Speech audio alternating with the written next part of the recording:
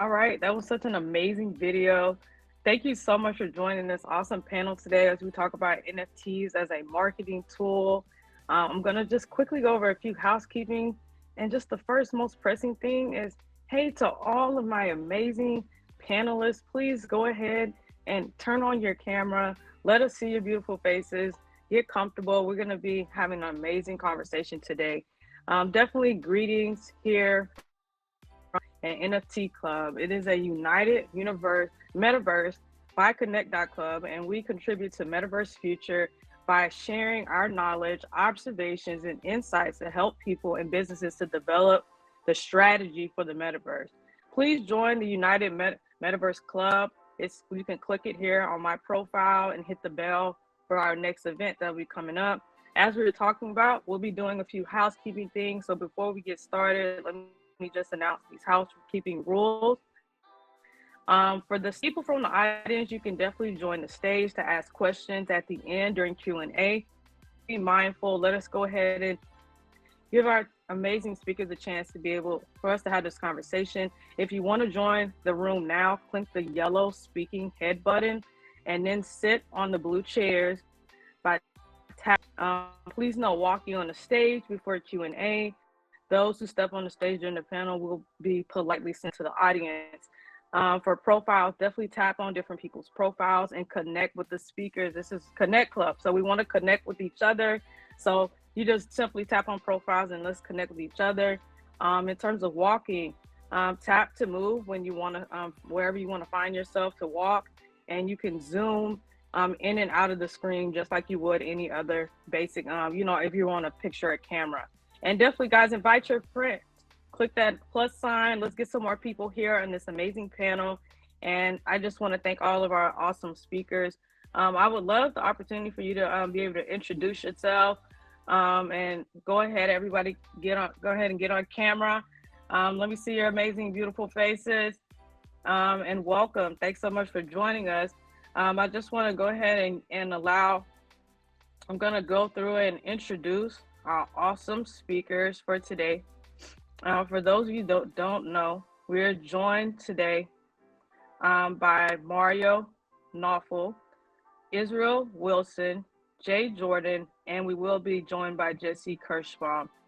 They have awesome ties into NFTs and the blockchain industries. Quickly, just so you can get a rundown of who they are. When we talk about Mario Knopfel, he's a seasoned entrepreneur and investor in the cryptocurrency space for project startups, and it's going to be excited to hear his perspective. Israel Wilson, he definitely has a background in education with cryptocurrencies, and when we look at what Jordan does, he has a passion for safety and justice. And Jesse Kirschbaum, he's also been in the music industry and has a world-class creative agency. Without further ado, are my panelists, are you ready for me to go ahead and start asking some questions, get to know you more, and let people connect with what you do, and us to just go ahead and start today? Let's do this. Awesome. Thank you so much for joining. We are talking about NFTs as a marketing tool. So I'm going to go ahead and I'm going to just go from who's closest to me and working my way that around. And I'm going to start with Mario. Good morning, sir. Thank you so much for joining us. I know that you and your different, can you hear me? Just want to make sure that. Awesome. Thank you so much for joining. The different things that you have done and your background as being the co-founder of NFT Technologies. One of the first questions I want to ask you is that as a seasoned entrepreneur and investor in the cryptocurrency space for newer NFT project startups, what kind of marketing should they be doing, in your opinion?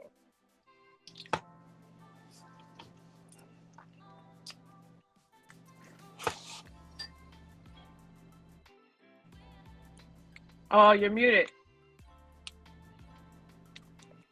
Oh shit, okay, now it's better. Oh, but one of the speakers, No by the way, problem. is one of the other speakers is unmuted, so I can hear a lot of background noise. So I think it's the speaker right next to me. I think it's someone. I'm just gonna click on the name. The one actually just mute. Yeah, perfect. I just walked around by accident. All right, so the first thing that I recommend any business does, whether it's crypto or non-crypto, but especially in crypto, is building a community. So I founded another company now accelerator called IBC. So IBC focuses on initially marketing since 2017, but recently more incubating and accelerating projects.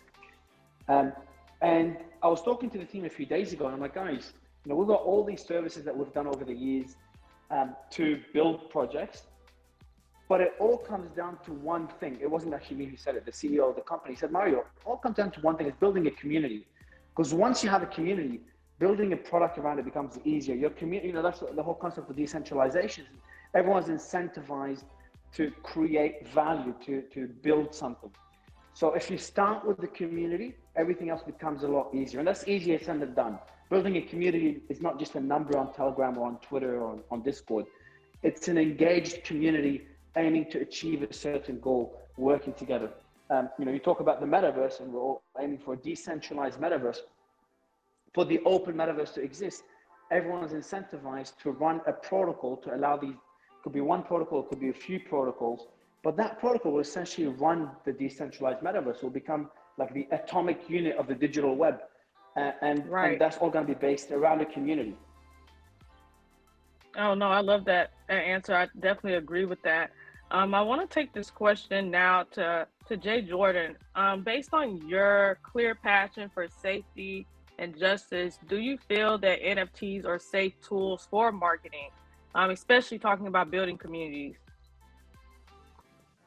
Hey everybody, thanks for having me. I'm Jay Jordan. I'm the CEO of Alliance for Safety and Justice here in the States. We are the largest criminal justice reform organization in the country. We operate in the 10 largest incarcerated states, and we organize victims of crime and people who've been arrested or incarcerated and have served their time already. We have a community of about 250,000 people. We have lobbyists and we pass law. That's what we do. So in terms of, sorry, what was the question again? I went down the rabbit hole. What was the question? Oh no, you're fine. The question was, based on your experience and your clear passion for safety and justice, do you feel that NFTs are a safe marketing tool? Like, are they safe for marketing, especially like when, to Mario's point, for different communities? Yeah, so, I mean, looking at just Web3 writ large, right? You had different demographics of people onboarded into Web3, right? Right.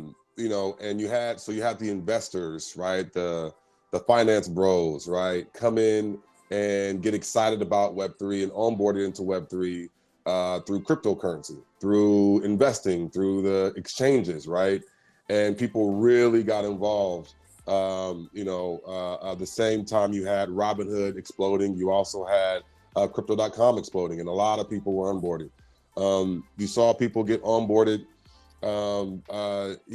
through that movement, and then through DeFi, and then now you have NFTs, and you're seeing a lot of people be onboarded, artists and creatives and the music industry being onboarded through NFTs because that's their in the Web3. The more value is created, the larger adoption, the quicker we get to a decentralized world where the power is back into the hand of the people. So, I don't necessarily see NFTs as a marketing tool. I see them as an onboarding tool into something, into Web3. And so in terms of like the marketing side of things, if you have a project and, you can virtually use NFTs to excite a certain demographic, right? You have people who are doing NFTs for women, people who are doing NFTs for carbon neutral, people who are doing NFTs for Black folks, right?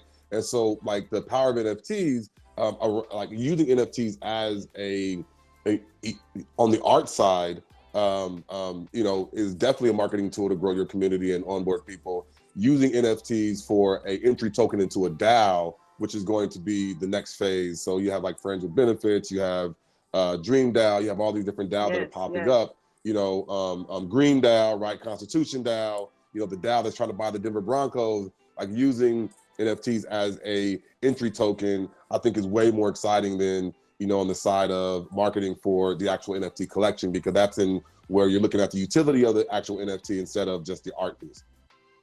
No, I love exactly what you said in terms of using it as more of an onboarding tool into the space.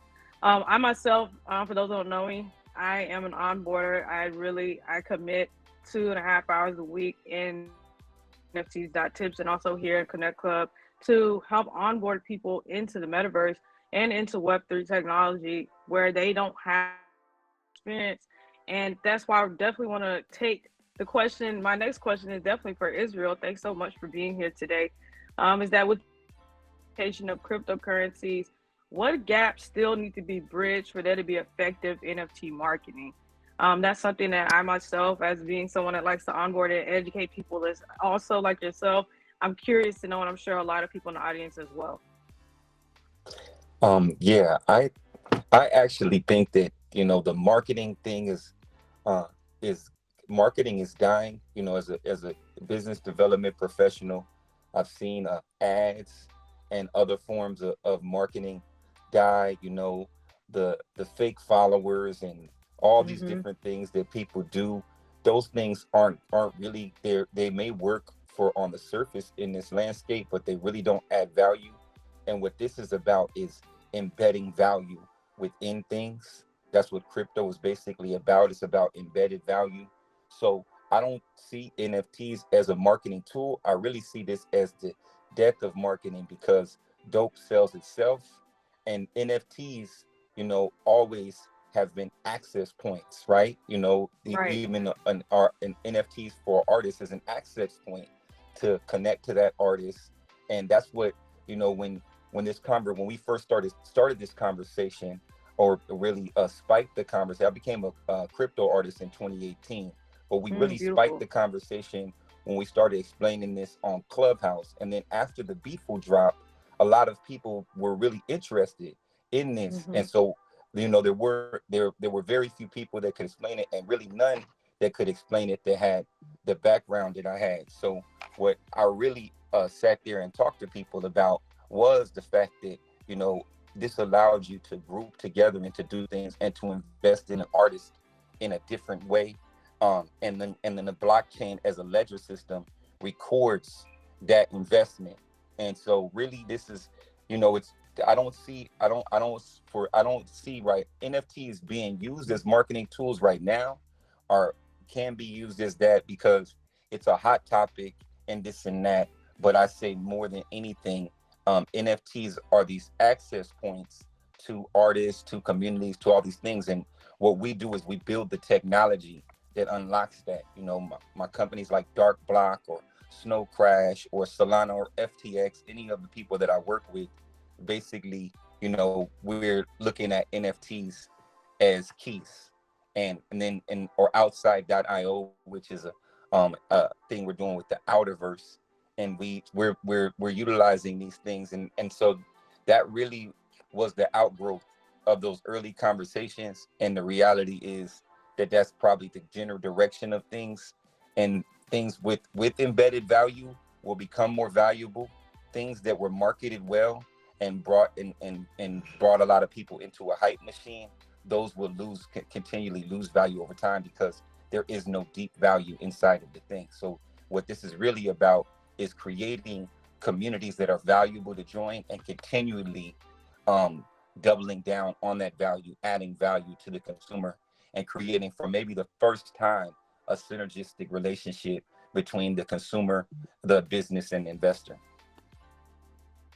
That I love what you said, and I see that all of us are really kind of on the same page, especially with seeing them at talking about community building, and it's all about bringing that value. And I want to go back to Mario, and as the co-founder of NFT Technology, do you see, or what's the future of NFT becoming a marketing tool? I'm not trying to make you to be a psychic, but do you see these things as becoming an effective marketing tool, or will it always be? Do you feel like communities will definitely outweigh them just being used in traditional marketing? Can you elaborate when you say NFTs used in traditional marketing? In what sense? Just want to make sure I answer the question correctly. Yeah. So, as you were talking about, in the first question talking about, what kind of marketing should projects be doing and really building that community. You know that a lot of traditional marketing tools, they run Facebook ads, and like to Israel's point, it's very heavy on influencer marketing, but that's really more surface based. Do you feel as though NFTs, like where's the future of marketing NFTs? Is it communities? Is it more than that? What do you think? Nothing's changed because, I've been a marketer for a big part of my life. I built businesses for the last 10 years. And marketing is essentially getting people's attention. Okay. Right. NFTs are a digital asset. So the same way you can own something in the physical world, NFT is a technology that allows you to own something in the digital world. So essentially what we'll see is marketing will evolve in the same, using the same mechanisms, but it's becoming more efficient.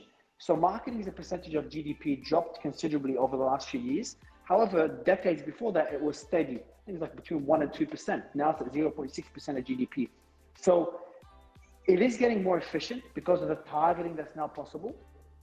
But whether that will change because of the concept of digital ownership, whether that will allow for easier targeting, maybe. Now that you're decentralizing everything, you can easily see a lot more, privacy becoming less and less important, at least based on people's actions rather than words, and just, doing things that show that they don't, they're happy to sacrifice privacy for convenience. And being able to see ownership of everything that someone does in the digital world, or even aspects of the physical world, because NFTs are sitting in a wallet until privacy technology catches up, allows for better targeting for marketing, which means it will get more efficient. Privacy will be, almost like a myth as time progresses, and it's already getting there. Just being able, your phone, your Apple phone, they can actually scan your whole house. They can make a virtual representation of your house through your phone and Alexa or whatever other tools that you use. So the amount of access those big tech companies are getting is insane now. And then once you decentralize that, then you're just giving that same level of data to protocols. But I'm sure private companies could also get access to that data unless it's privatized. So in other words, what I would conclude is that marketing itself won't change much over the next few years and through the advent of NFTs, but it will, in my opinion, get more efficient. The tools will remain the same. Influencers worked before, they'll continue to work, and we see that with every NFT, every crypto project using influencers, especially NFTs. Paid marketing worked before, and now that it's becoming, platforms like Google and Facebook are allowing crypto marketing, crypto ads, is starting to be used. Content marketing, it all applies to NFTs as it applies to other industries. Oh, I love that. No, I think that that's really something for anybody in the audience to really take away. And that's something I really think of as well, is that, a lot of, look, if it's been working presently, it's still something it's still something of value to not completely throw away. And, I think when we are moving into this more decentralized world, is we have the mindset to throw away those traditional marketing channels and to throw away those things. But honestly, like you were saying, to your point, it's just going to be something that has to continuously be used until you see this really big more move for privacy, especially in communities. And just so my speakers and panelists, please, if you don't mind, definitely share your face and come on camera. We love to be able to see you. This is just having to have that great, more organic interaction. And I definitely want to go back to Jay. So, Jay Jordan, I love just reading about the things and the work that you do, especially with youth. And with your experience working with the youth and teens, which is an actual large demographic in the NFT space, how or do you feel that NFTs can be used to advance their lives? That's a big question. Look, I know, but I feel like you might be the one to answer it. Well, I mean, actually, I'm not. Like, I would love to have someone in that demographic. I'm 37 years old, so like, I to answer that question, I mean, definitely coming from young folks themselves, but just as a person who is consistently engaging, the folks who are quickest are adopting this new technology the fastest are young folk, right? Because they don't have preconceived notions about what you can and can't do, you know. Right. And that's what Web3 is all about, right? Like we did this crazy event at NFT LA where we bought out the US Bank Tower. It's like the tallest building in the city, and we curated this beautiful event, and we had a bunch of folks there that were from community, like non Web3 folks, like people didn't know shit about Web3, right? And then we had like Right. super technical blockchain dev, Web3 native, you know, folks in VC, right? And we intentionally had community building with these two different demographics, and organically you had people from the community, basically mentoring folks with projects on how to build community, right? It was like, it was Oh, I supposed love to be that. the other way around, right? It was supposed to be like, oh, we're gonna teach you all about, you know, Web3, and people were like, nah, let me teach you about my community. Let me teach you about my problem, right? And I was like, oh shit, this is super dope. And then we had a bunch of young people in the room, and as they were getting onboarded through just a multiple different verticals, like through like these conversations, through like straight up talking to mentors, through just reading and getting on it, like they were coming up with projects on how to solve big, huge world issues, right? And they're like, and then when they learned about, it was only about NFTs, and then we moved to DAOs, and they learned about the power of a DAO, they were like, oh shit, we could actually solve some of the world's issues, especially in Los Angeles, around like the massive houselessness problem, around like people with Section 8 vouchers not being able to live in safe neighborhoods because landlords don't want people with Section 8 vouchers to live in their neighborhoods. And they're like, what about a bounty program, right? So they were automatically attaching, you know, they were like, they have like this mental framework of they can do anything, right? And they realize that Web3 is like that God code, right? Whereas like we just, you know, put this USB into like a problem and then boom, we can solve it. And so I think that it's not the question isn't how can NFTs transform the lives of youth? It's how are the young folks going to transform the world using this new blockchain technology, right? And that's the most exciting thing. We see folks like Tanashi and all those folks from like Gotham Labs and a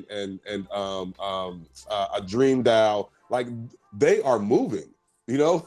They're the ones. And just imagine if the folks down in Florida, Youth Over Guns, had like Web3 technology and could have funded their movement, right? Like just imagine, you know, young folks who are walking out of class and utilizing, you know, like Web2 technology to propel those movements using Twitter, right? Imagine like the Tahrir Square and the Arab Spring. Those were young people. Those were like, you know, 18, 19, 20-year-olds like organizing massive protests over a series of months and months and months using Web2 technology. Just imagine if you can use Web3 to propel those movements. And so I don't think that, you know, we're going to see you know, this transforming the lives of young people. I honestly see young folks saying, hey, we have a stake in this world, and we're going to utilize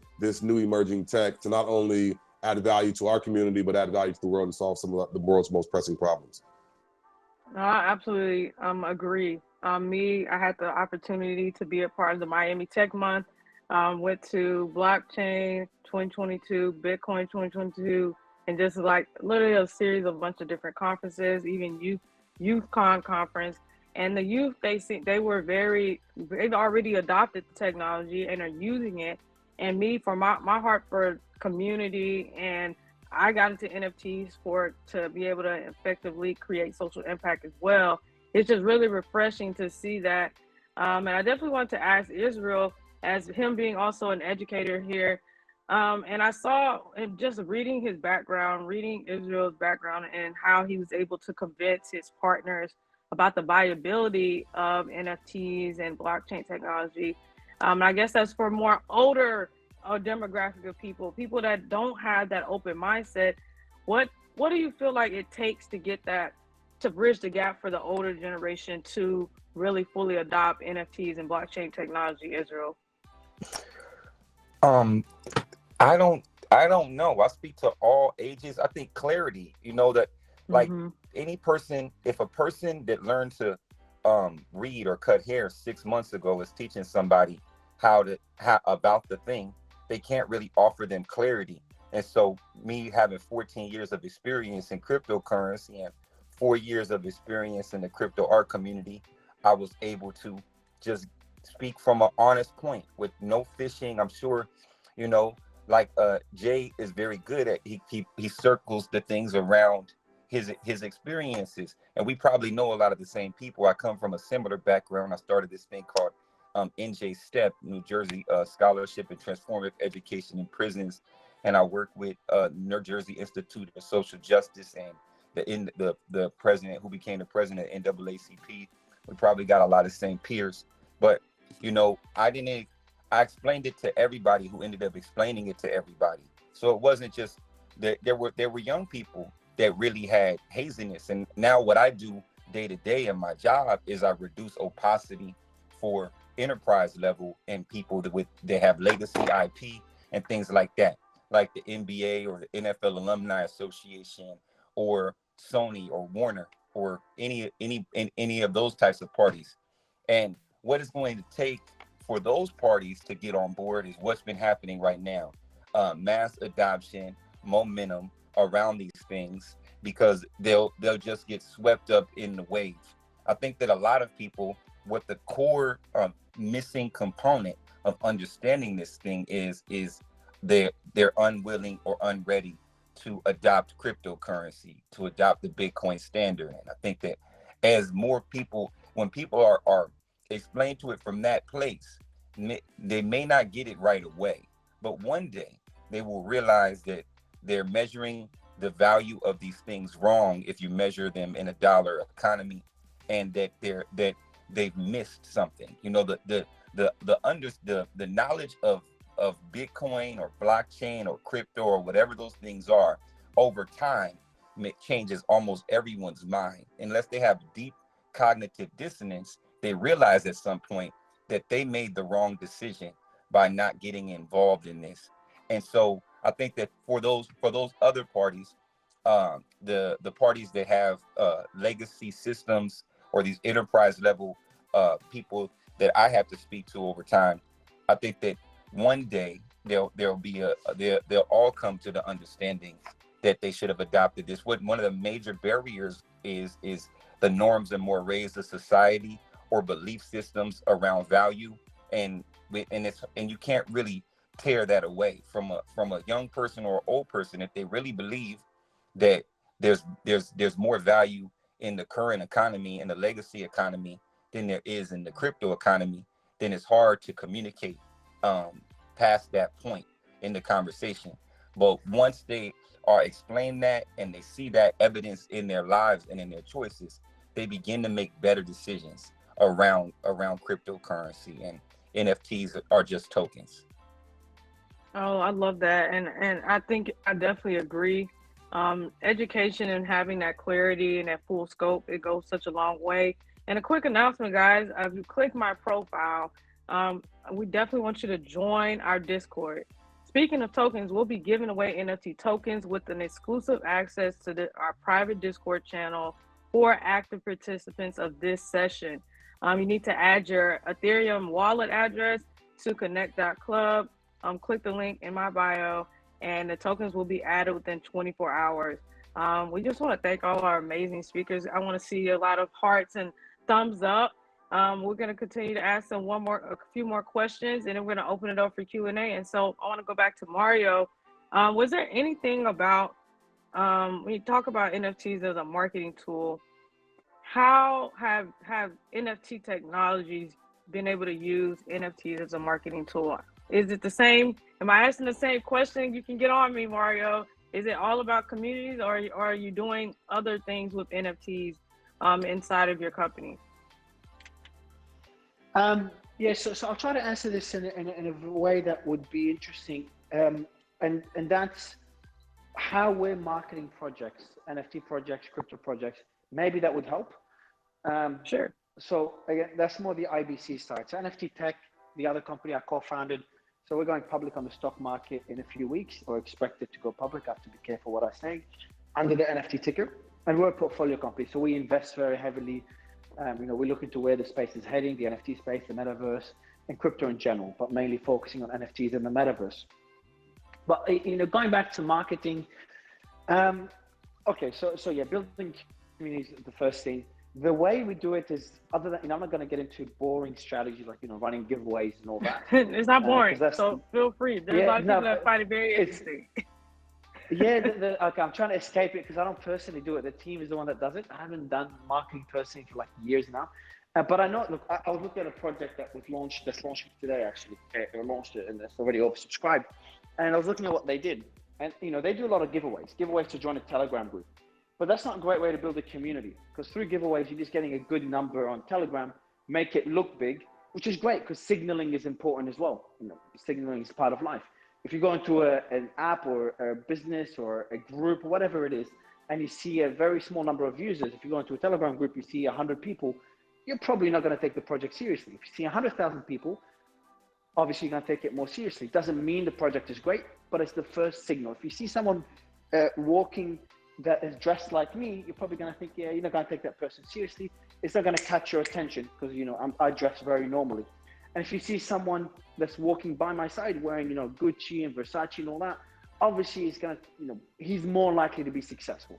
So signaling plays a role in how we look at things. And that's the same for business. So build a community, do giveaways, do competitions, try to get referral programs in place and build a high number on in your group. Then next will be to get an engaged community. Now, I did a speech in TEDx a few weeks ago. I talked about this, and I've talked about it in a few events. What brings value to NFT projects? Before community comes something else that's really important. That's the story. If you think about it, even Bitcoin started as a story. Bitcoin's tech, the initial Bitcoin supporters were mostly backing the story of disrupting the traditional financial system that screwed everyone. Everyone saw it as like the bad guy in 2008, the financial crisis. And that's where that's when Bitcoin started. So everyone was backing the story of Bitcoin disrupting the traditional financial system. Bitcoin itself was a story. If you look at CryptoPunks themselves are a story, being the first NFT to trigger the NFT revolution, to trigger the ERC-721 protocol that is changing the world we live in today. Bored Apes are a story. Bored Apes started as a strong community, an alternative to CryptoPunks, that's more equal-based, egalitarian, everyone, more widely distributed. And then that story started evolving into what Bored Apes is today. CryptoPunks evolved from initially being a collectible that triggered that revolution to soon becoming a community. Bored Apes being a stronger community. Bitcoin's protocol evolving into more protocols and evolving into what we have today in the crypto revolution. So the story started evolving as well. But the initial community, the core community, started building around that initial story. So when you're launching a business, you need to have a story. Whatever business you're launching, why are people going to back you other than making money? You don't want a story of, hey, we're gonna moon. That's not a sustainable story. Right. The story needs to be something like, we're gonna improve the justice system, or we're going to be a better alternative to Ethereum, a faster alternative to whatever the story is. It could be something very cheesy, very broad, or something very, very specific. So maybe another point I added now is focus on your story. A few tactics you could do, there's a lot of marketing tactics you could do, giveaways, competitions, referrals to build that community. Focus on the story and that core engagement within the community, not the number, the big number, but the core 1% or 5% or 10% of your community that's going to be engaged, and then expand from there. Oh, that was an excellent answer. And look, no one found that boring, because I know I didn't, especially when you're looking at that is some of the things that really connects us as people, is the stories. Jesse, I want to thank so much for joining us. I definitely wanted to ask you a few questions. And definitely, I saw that your experience being in the music industry and having that world creative agency, realm of seeing the world, seeing things. Do you believe NFTs are better tools for marketing to consumers or for B2B? I'm sure you probably have some answers because that's something that I was interested in. And then we have such a wide and beautiful panel where there's a lot of different perspectives. Do you feel as though NFTs are better marketing against or for B2B? All right, thanks for having me. And let's just dive in and try and give as much information and kind of data and opinion kind of wrapped together as possible so we can add as much value. From my perspective, NFTs right now are a tremendous artist to consumer and artist to fan mechanism.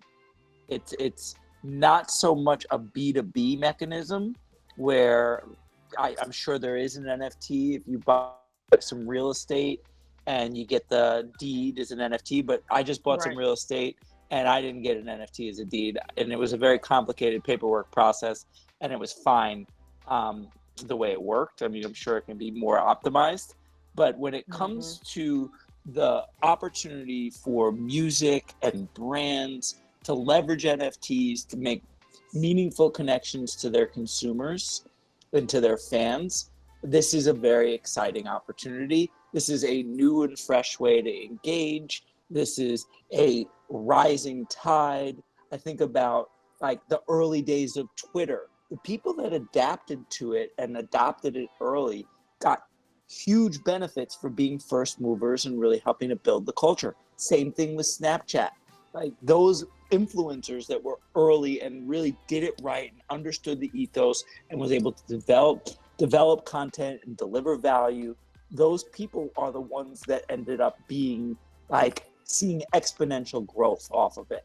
And this is a huge marketing opportunity for artists to explode in a growing space, right? You want to see where the momentum is going in the right direction. And this is definitely an industry or a section of the entertainment industry that is on the rise. And obviously, there's a lot of complications with it, but it's really a great opportunity for artists to experiment and to build new relationships and to monetize in a way that they weren't able to before. Absolutely. So I had a question, a follow-up question to that, and that is, how do you feel that artists need to properly get out there? Do they need to, like to Mario's point earlier, do they need to build a community? Do they need to have that influence? Or is it something that they can go out and experiment and hopefully, achieve success just being in the industry right now? This has always been an industry based on fan base.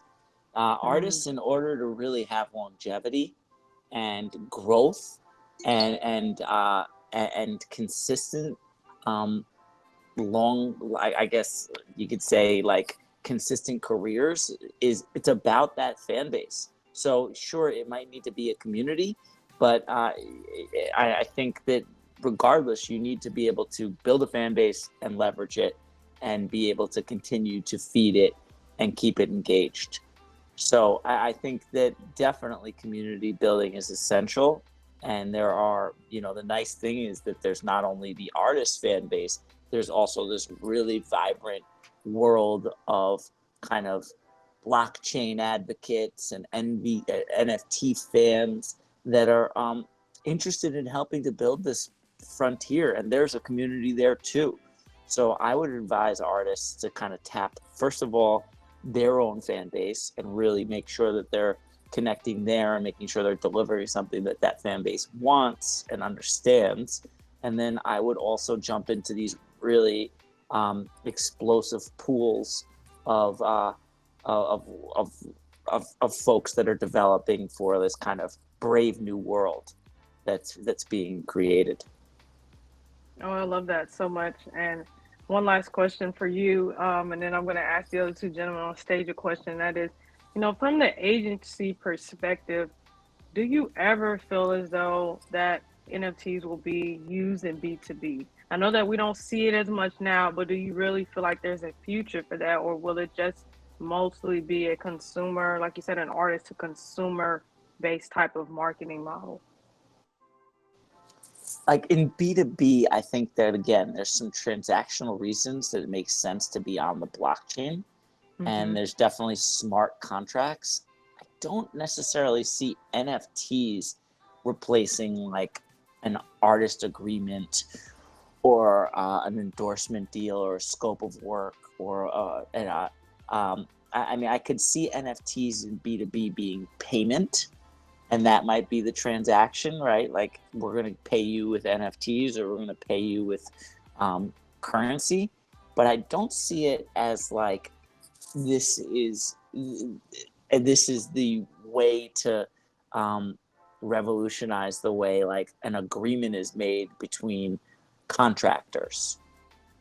So I mean, I think that there's definitely payment and there's upside and there's ways to be in this Web3 world an equity owner, and I think that's really about like the fans and the community also being owners, and the wisdom of the crowd really being having a chance to participate in the upside. So maybe that there is like that's how it works in the kind of B2B realm, in that you're getting paid with NFTs and currencies and things of that nature.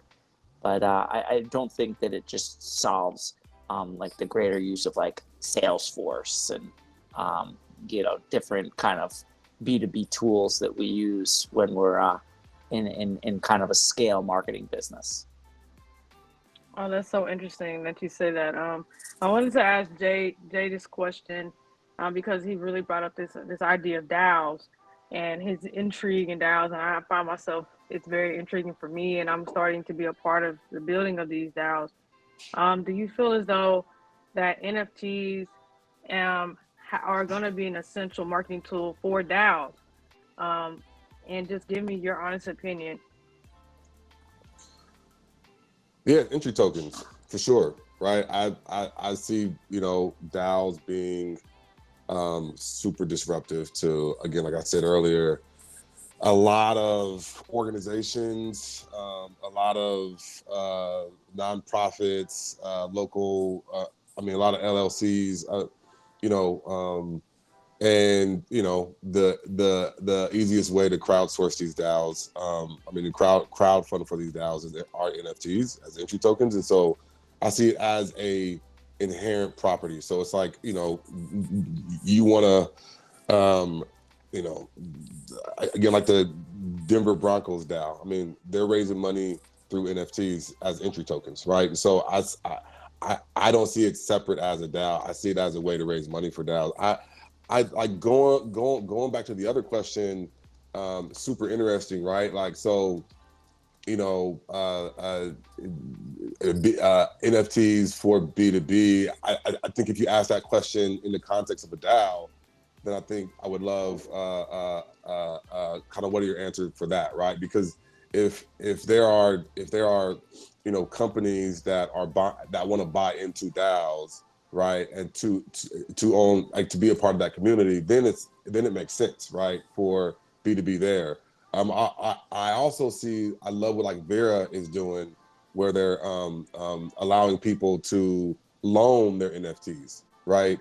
And then you have the fractionalization of NFTs, and the whole a security debacle, but Soma Finance is solving for that, right? And so I think as the space evolves, you're going to see more businesses and entities wanting to own and being able to, because of the emerging legality around this stuff. Look, Biden just put out the executive order for the U.S. government to see, how they can leverage blockchain technology, and undoubtedly that is about adoption, but probably 75% is about regulation, right? And so with further regulation, where what are the longitude and latitude points for some of these emerging tech and that are part of Web3 to grow, and then where are the places where it'll make it easier for big business to hop in. I'm super bullish on DAOs. I think DAOs are going to be the most disruptive for like actual, like, brick and mortar businesses, I think that's going to be where you see, nonprofits and community-based organizations massively adopt, and then they will be onboarding all the people that they serve, right? And so, like, Right. I that, totally agree with you yeah. on that. And I 100% agree, me being part of two nonprofits, and we're doing that exact same thing. And I wanted to get Israel's perspective. And right before we do that, I definitely want to remind you guys, hey, definitely join our Discord. Click the link in my profile. And we're giving away NFT tokens exclusively for you being a all you have to do is go in. It's a private channel. Add your Ethereum wallet, and you're going to see the token show within 24 hours. Israel, what is your perspective before we in terms of what Jay and what Jesse were just talking about? So, interestingly enough, this is what I do professionally. So, um, I I see it happening. There's already, business solutions, B2C solutions. So B2B would be business to business. Right. I don't, I haven't seen any B2B solutions outside of crypto focused on, but there are, like, so NFTs. So NFTs are the lens through which the majority of the world came to understand tokenization. And so now it's Right. become like this over blanketing term for tokenization, cryptocurrency, blockchain Correct. technology as it is used. But it's more like it was kind of like picture books, like how a picture book allows someone that may not know how to read to be able to understand a story and go along with the story. So it clarified and simplified this, and it was a sudden lens. But this is a 15-year process. This is what's been happening. What we've been working towards is the tokenization of the economy, and hard money versus soft money systems are going to win out over time. So there will be more and more hard money systems. There will be more and more tokenization, and there's already businesses that serve each other within this crypto economy. Now, as far as the B2C nature of what NFTs are going to be used for, there's a variety of conversations happening from every major media distributor is looking at the tokenization of their IP and how they're going to utilize that. That every single one. So that's already a done deal. Then there's what, like, if you my newest client partner, outside.io, what what they do is they specialize in outdoor experiences and things like that, and they have a series of companies that they've acquired that are very good at offering these outdoor experiences, from hiking to skiing to these different things. So those types of things will also be, like I said, NFTs are access points. The Right. most important part of an NFT is that it's a token. A token is a smart contract. What it allows us to do is do things permissionlessly and trustlessly, which is necessary for the forward movement of society.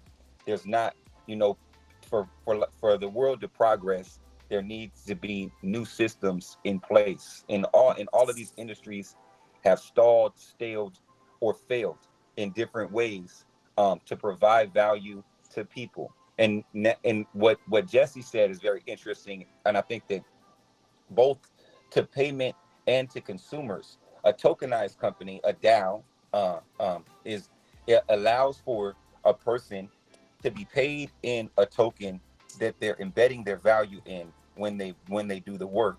It also allows for the consumer to buy the token and then pay for goods and services in the token.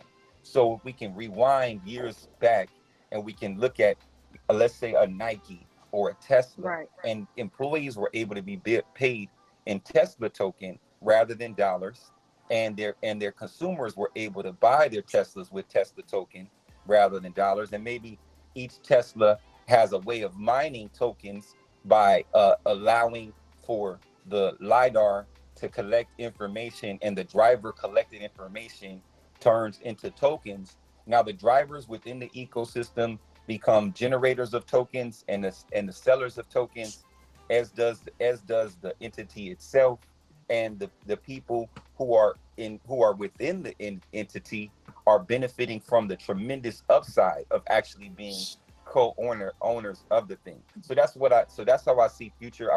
So the DAO is the future of organizations, and I it's agree. just that and going back to what Jay said is there's legislation needs to catch up, and the powers that be have a long ways to go to catch up to that, and that's the delay point, that's the stop point, and that people still are locked in the legacy systems, large and small, that limit them or deter them from become fully involved in this. So there's those two things. One is the mental gap, and once people can overcome that mental gap and realize that they have power through that they're empowered through these systems, and that these systems allow them to be involved in the 90% of financial opportunities that they're blocked out of in legacy systems, then the people will decide to push the larger systems to change, so that they can build more beneficial systems for people moving forward. So it may take some Yeah, time, but in time, uh, the tokenization of the economy will happen completely, or it won't in certain countries, like possibly our country, the United States. I think we're all citizens in the United States. Is getting it will may be left behind, because it's like turning around an aircraft carrier, and a smaller country might be like turning around a boat, and then well, they look, can I, get I on this definitely wave faster agree than us. with what you just said on that point. And I think, look, I want to open up the floor for Q&A. So if you want to come ask our amazing panelists any questions, we want to thank you all for being here today. Go ahead and raise your hand. We have 5 minutes remaining, so keep your questions for 30 seconds to a minute, and allow the speakers.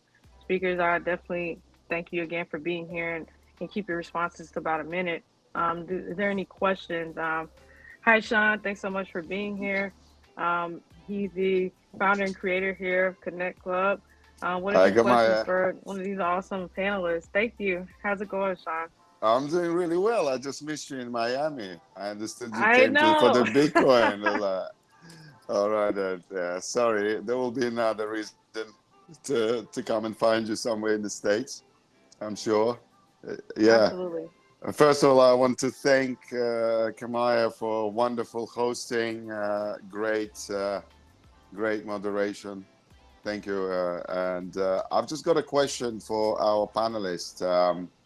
A recent Google search statistic shows that the Google search for NFTs has dropped. What's your opinion about that? Huh? Thank you. I'll go real quick. I mean, so again, I think it's following the trend of adoptions for any emerging industry or emerging new tech or whatever it is. It's people were excited about crypto, the investors, and they came in waves, and then it kind of dropped, right? And then people were excited about NFTs, and it was a wave, and then it dropped, right? And then I think 2022 is the year of the DAO, right? But honestly, like, so just to the first, I think it's three reasons. One is just like the wave and the initial excitement for sure. And then the second thing is we're dealing with a lot of shit in the world right now, right? Absolutely.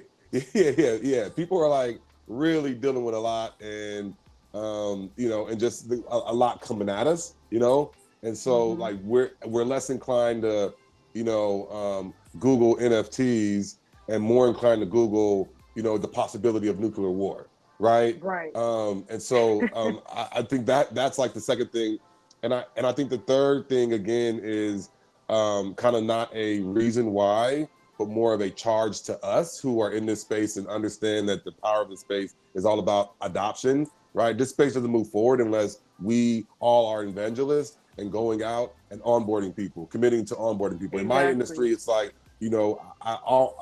I run an organization of like 80 employees, and I'm always like, how many people are you talking about? How many people are you talking to today about what we do? And so I make a commitment to talk to people every single day about Web3 and onboarding them. And I think it's a charge to us to continue to do that. Yeah, I think that just I think that just over time, the majority of people that were interested learned the answers that they were searching for. Also, there was a combination of things. People were literally locked in. They were kind of held hostage by the global situation with COVID, and people were in their homes on Clubhouse and on Twitter Spaces learning new things. Now people have gone back to going going places and doing things, and even some people unfortunately have had to go back to their jobs because their jobs took them back inside. So Mm. that type of thing, those types of things have changed, and so now there's less people that have the extra time to learn, and there's less platforms. If we've seen at the same time, we can probably track pretty closely the decline of Clubhouse statistics with the similar decline in people trying to learn what NFTs are, because the most people were made aware of this through that portal, and now Twitter Spaces. So I think that that's really it. I think that those people who were deeply interested in it, or who saw it as something that they might want to be involved in, have done their searches and have learned about it, and it's gone over that curve that Jay is talking about, and now they're applying what they've learned, or attempting to apply what they've learned. And then also, people do not have the extra time on their hands and extra mental space now that they've been taken back into the world, as it were. Yeah, I love it. And Jesse, did you have a answer as well to Sean's question right before we get ready to close? Thank you so much, everyone. Yeah, absolutely. I think that both of these guys make fantastic points. And I just think that, yeah, everything they say makes sense. I would just say initially that it ebbs and flows. I would be even confused to hear that uh, NFT searches are down. There is more and more NFT projects coming. There are more and more amazing use cases. There's more and more innovation. I don't know where that statistic comes from there, but I would think that what we're seeing is just more and more growth in the space, and continued growth in the space, even if less people are searching for it. In particular, you can see that revenue is up, pricing is up, drops are up, expenses are up. Like there's more and more interest in the space. So I don't know, like that statistic just seems a little bit superfluous. Yeah, it's Google Trends. It's basically Google Trends data, and and then the people that are searching for it, they for it through media. That's another thing, is media coverage of NFTs has diminished, but people still, when you see the searches are lots of times around Bored Apes, but the majority of searches, because Bored Apes continually are producing media, or are mentioned in the media. Absolutely. And guys, we want to thank you again for being here. So we do want to respect the speaker's time for 1 hour. Thank you so much for everyone. Thank you for your time and just giving excellent commentary and answering our questions, helping us being able to really start navigating this space. And definitely, guys, just reminder of housekeeping. The floor is not open for just networking and being able to just be here and, mingle. Speakers, thanks again for being here. Again, if you want to be on stage, people in the audience, you just have to join by clicking the yellow speaking head button, and just, well, we'll bring you back up. Definitely tap on people's profiles before you leave. Everybody connect real quick. This is Connect Club, so don't just leave. Make as many connections as you can, because these people have the same, a lot of people that are here, we're all in the same, creating this culture as we were talking about, and helping to build this ecosystem. You can walk around just tapping on the screen, and you can zoom in and out. And thanks again so much for our speakers. Can't wait for us to connect more. And until next time, I hope y'all have a great rest of your day.